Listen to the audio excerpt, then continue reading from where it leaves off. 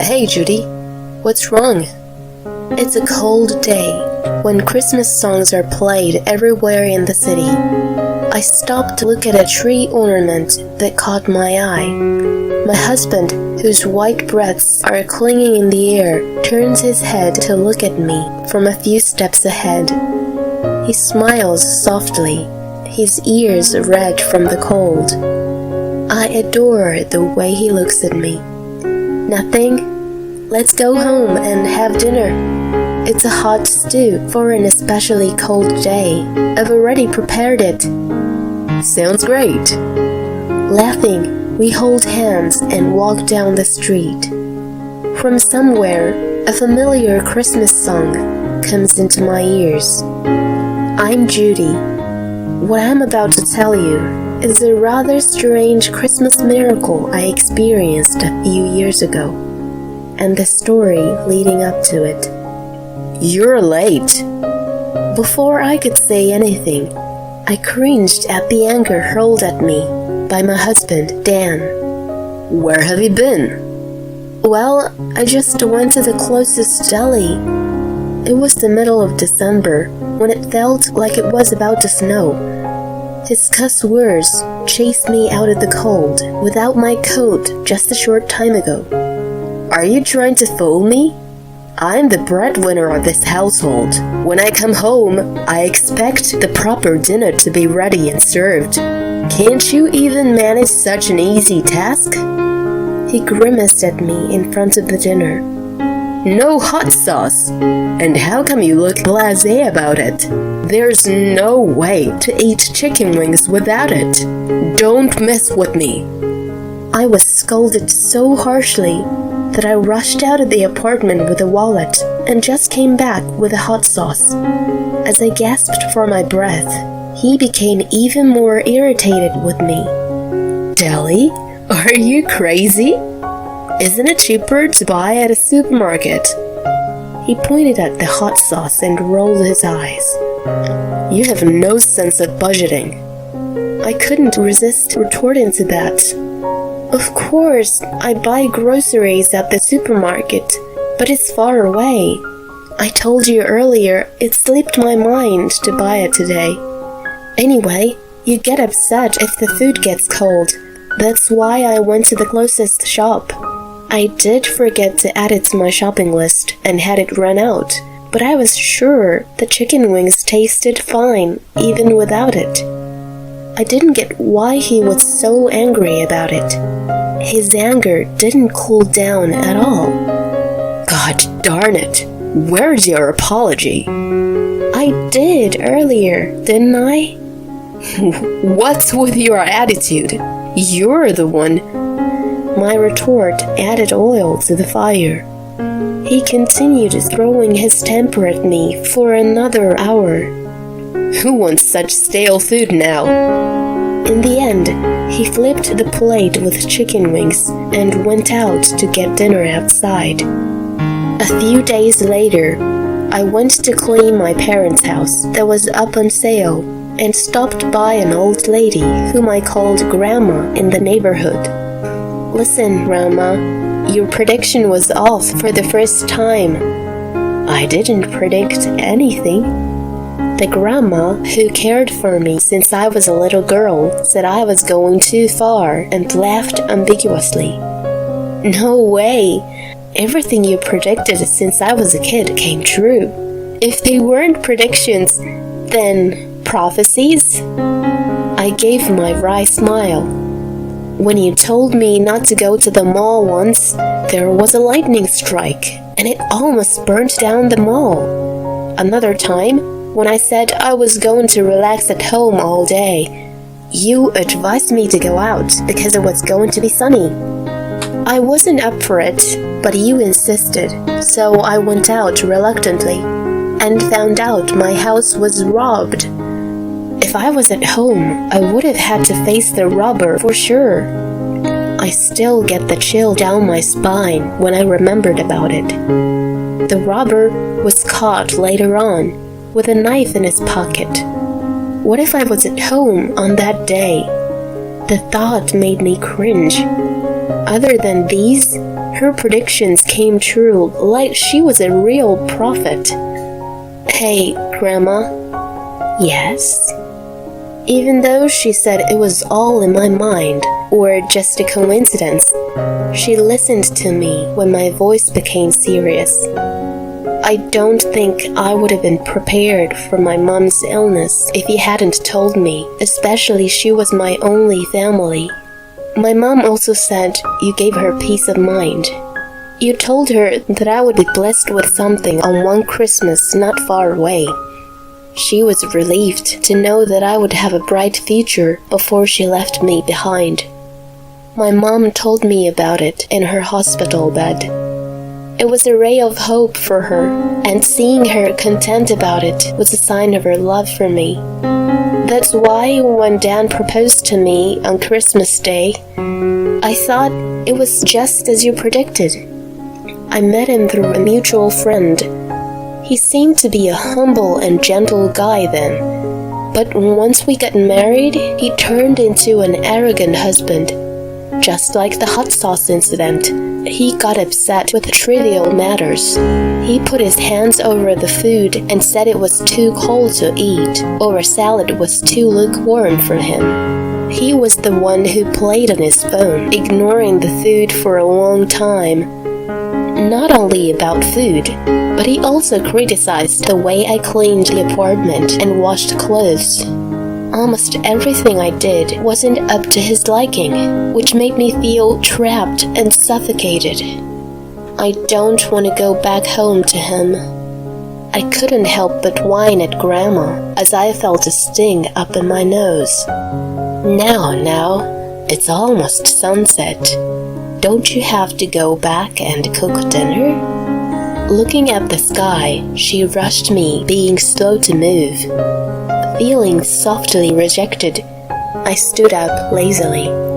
"You're going to be okay, as long as you stand on your ground. Even though you'll have struggles, you are going to be happy one day.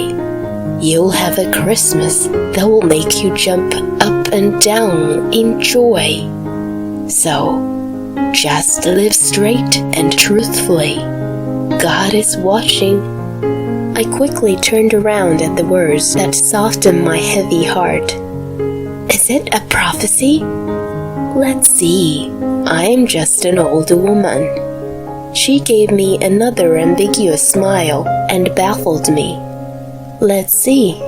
If I put more effort, Dan might change." I switched my mood, thinking it might have been too early to judge her original prediction. But then, "Dinner, massage, iron my shirt." Dan's hostility toward me got worse and worse.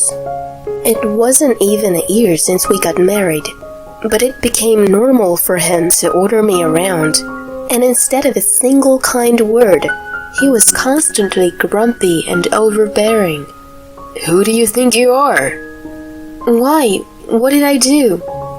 He was upset with me again one night. "You don't have the decency to welcome me back home. Who do you think you are to hang around outside until now? I have to warm up my food in a microwave, god darn you."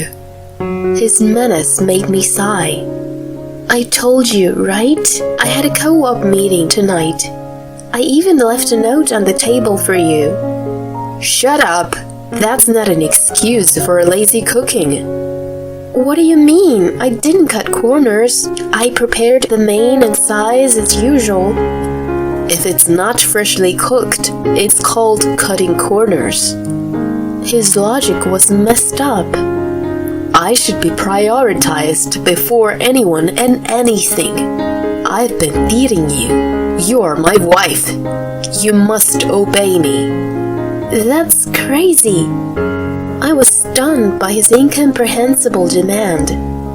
He stood on his dignity and proclaimed, "You have no family and relatives, and can't live on your own. A scum like you should shut up and just worship me. If you can't, I'll divorce you." He smirked at me. It seemed to me that he was releasing his stress by making me obey him. Anyway, give me a foot massage. I tried my best to restrain myself from snapping back at him. He would have just become angrier anyway. Most of all, I had nowhere to go in the midst of sleet at night. So I sat down on the floor to give him a massage. My life continued as such until one day I fainted from excruciating pain in the middle of grocery shopping and was taken to the hospital by ambulance. I don't understand. My mind went blank as my doctor explained my condition. This virus is transmitted by sexual intercourse. I had your husband get tested as well. Both of you have it. You didn't realize it as there was no symptom. As far as I could tell, you need surgery. I'm very sorry to say this, but I think the chance of conceiving in the future seems extremely unlikely. Regardless of his concern, he told me clearly and left. Dan followed the doctor in a hurry. I couldn't have a baby. As I repeated to myself what I'd been told, my blank mind slowly filled up with darkness. I needed to find out more. I tried to follow my doctor and Dan with my wobbly legs. Wait, Doctor, Dan. But I froze when I heard what they were talking about. So, must everyone I've been with get tested? Exactly. They must be treated all at once. Otherwise, there's no point as it keeps coming back to you. Would they know what the test is for? Of course. I listened with despair to the conversation between Dan, who was persistent, and my doctor, who was getting annoyed with him. The bottom line seems to be that Dan has had at least 3 girlfriends and is still seeing them. I complained to a picture of my mom in an empty room. I had a hope, you know. Even though he is not a good husband now, he might change once we have a baby. I kept the words of Grandma that I was going to struggle, but I would eventually be happy, like a good luck charm. I guess I was wrong. In fact, Dan seemed to only care about his own health. He was sensitive to his own condition and went to the hospital diligently, but he never showed any concern for me. As I lost my parents, I had a strong longing for having my own baby. I hoped for a happy family with a husband, children, and me. My tears rained down hard on a picture of my mom in my hands. Mom! A sob escaped from the gap between the fingers that clamped over my mouth. Dan suddenly appeared then. What are you wasting your time for? You haven't prepared dinner yet.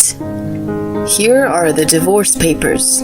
This is your punishment for neglecting your master and making a fuss. He noisily came into the room and rained the papers down on my head as I was sitting down. You are irritatingly depressing. I'm ready to divorce you anytime. No problem for me. You're the one who's gonna be in trouble, right? Instead of slacking, do your duty if you don't want a divorce. I'm not slacking.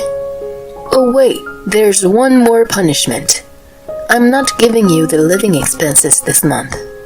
He looked happy, smirking, and came closer to me. I'm giving you, a chance to reflect and change your attitude. Know your place. If you disobey me, a divorce. When he finished with all he has to say, he left the room, looking refreshed. Divorce.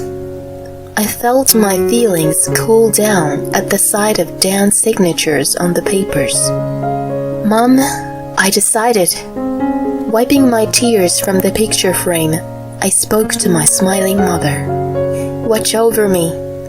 Then I kept quiet and continued living with Dan for a while. He treated me like a servant as usual and took out his fits of anger on me. I argued back here and there, but mostly passed the days in silence. And one day, "I've told you already, I can't eat lukewarm salad, and cold stew is out of the question. How long does it take for you to get things right?" As he began his tantrum, I sighed internally and decided to act on my plan. "If I don't obey, you are getting a divorce, right?" "Right, you remember that at least. If you don't want me to leave you, reflect on your stupidity." He sneered and leaned back in a chair. "You are a bit weak upstairs, aren't you?" "What the?" He fluttered his eyes in surprise at my reply. "What did you just say?" I looked at him, whose expression showed his disbelief. "You repeat the same thing every time. Do you know what vocabulary is? You only utter the word divorce over and over. Your lack of vocabulary is quite sad." "What the heck?" "Let's get a divorce. It's totally fine with me. I'll be a stranger to you just as you wish." "What the? Are you serious?" I smiled and said my farewell words to him, whose mouth was agape, and he even forgot to get angry as usual. "I've already moved all my necessary things out of here. If there's anything you don't need, just throw it away. Goodbye." I shuffled off the apron I had bought when I got married and folded it lightly. I placed it gently in front of him and put the house keys on top of it. I looked at him one last time. Then I left the house with my pre-packed suitcase. "What the heck is going on?" His voice chased after me as if he snapped out of his confusion. I could care less. Yay, I'm free. I pretended not to hear anything. With a refreshed feeling, I made my way lightly to my parents' house, where I decided to live again. 1 year since then, the divorce was already finalized, yet Dan continued contacting me. "You are sorry, aren't you? I'll take you back if you apologize. A wife should..." and so on. I had turned off notifications and ignored the non-stop texts coming in, which I'd never experienced in my marriage. After much persistence, I decided to have a final face-to-face meeting with him at his parents' house. "Why have you been ignoring me?" Dan, who seemed to behave in front of his parents, spoke to me in a sensible way. "I've been texting you all this time, but you never replied once." "Oh yeah, I turned off the notification from you." "Why?" "It was too annoying." "I am annoying? Me?" "Yes, you. So, what do you want to talk to me about?" "You are..." His face slowly turned red with anger as I answered him in a deliberately annoyed manner. "What's with your attitude in front of my parents? What the heck do you..." "Oops, my bad." He finally shouted louder, but then he remembered where he was and uttered an apology that he had never made in his marriage. I thought to myself, wow, amazing. He knows how to apologize. I tried my best to resist the urge to make fun of it and prompted onward. "What do you need to talk to your ex-wife you divorced about?" He cut to the chase, puzzled that my attitude remained casual in the presence of his parents. "Hold on. Why are you acting so strange? Aren't you struggling after the divorce? How are you living now?" He made it sound like he was concerned about me, yet he never came to check on me, even though he knew where I was. "I don't mind getting back together, if that's what you want. Doesn't it make you happy?" Not at all. I almost laughed so hard seeing his overconfidence. It doesn't make me happy, and doesn't help me in any way. I'm making enough income to support myself. Besides, the living expenses you were giving me, were only $500 a month. It wasn't even enough for what we needed. I mean, you're the one who's struggling to manage such an amount without me, right? The cost I was covering for you are gone, and I'm much more comfortable being alone now. I don't understand the point of getting back together after being free. I pretended to be baffled, to which he was clearly agitated. What? You were supposed to be a housewife. I mean, the detail of our finance isn't what we're here to talk about. Unsettled by the presence of his parents, he mumbled, Listen, Dan, stop acting like a little kid who got caught doing mischief and calm down a bit. There's no point in trying to make yourself look good. They know all your secrets. What secrets? I signed him to be quiet and revealed the answers. You're mistaken about me. I wasn't just a housewife. I told you that I used to live abroad because of my late father's work, right? I used the German I learned back then to translate at home. There were many materials on the bookshelves, you know. I didn't care for those. Those were the materials and manuscripts before translation. You never touched those since you had no interest, right?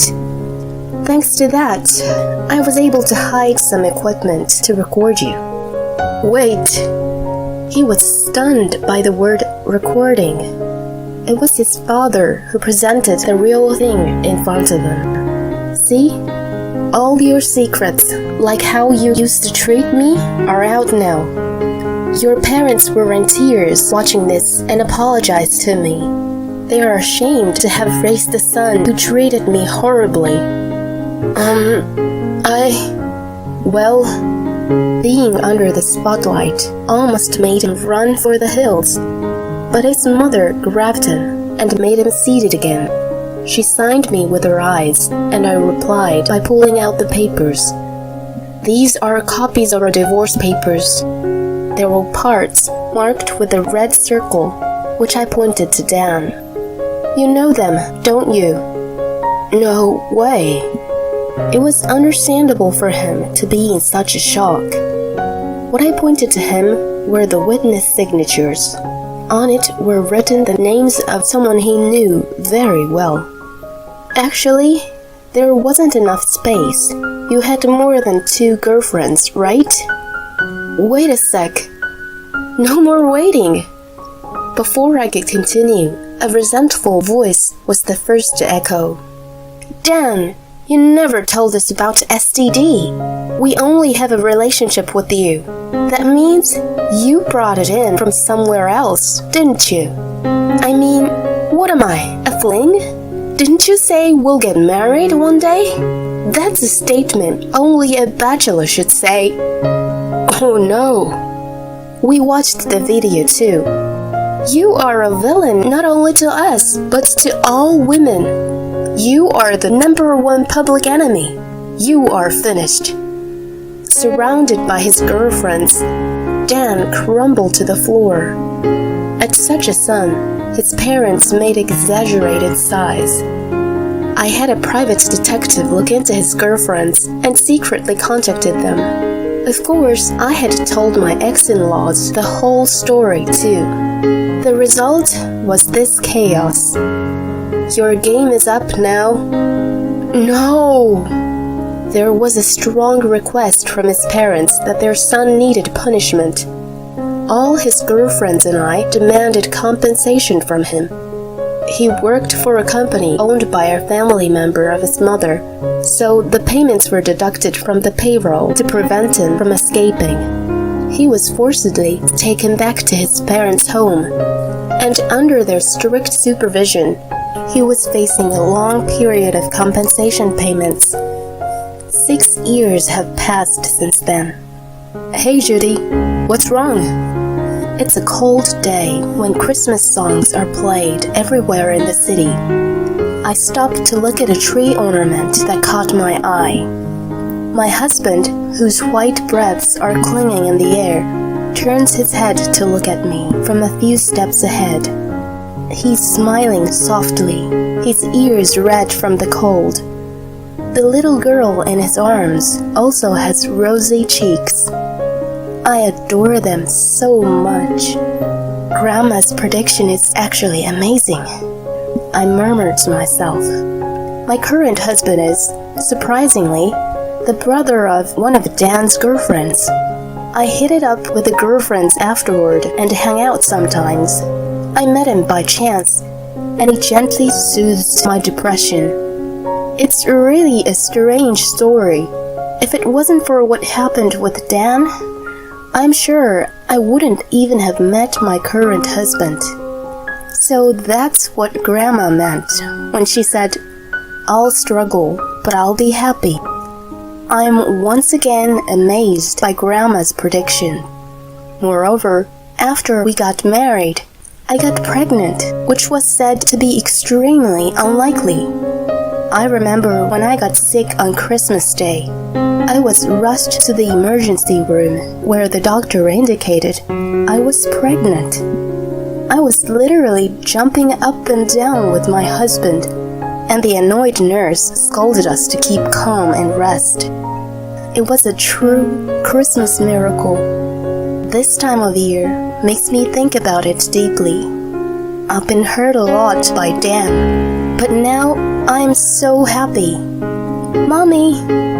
I come out of my thoughts when my daughter leaves my husband's arms and clings to me in her fuzzy coat. Nothing.